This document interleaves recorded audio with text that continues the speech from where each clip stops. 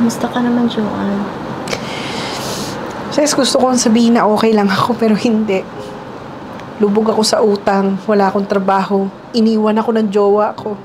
Yung tanging kaibigan na concerned sa akin, nagmamahal sa akin ngayon. Masama yung loob mo.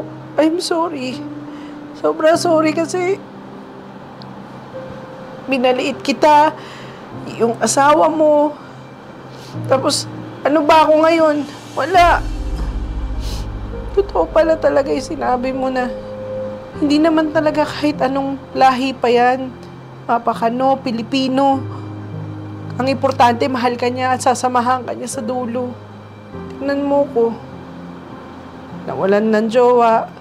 Nabaon sa utang. Napang kaibigan.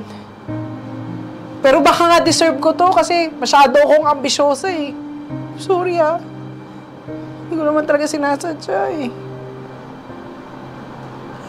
I'm sorry. Hindi naman talaga ako nawala sa'yo eh.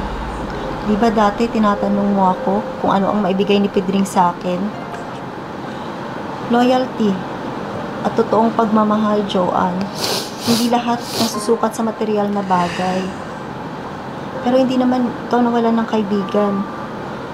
Siyempre, nagtampo lang ako sa'yo kasi yung inalipusta mo, magiging asawa ko. Pero yung pagkakaibigan natin, nandyan pa rin. I'm sorry. Sorry talaga. Sorry. I'm sorry. Salamat.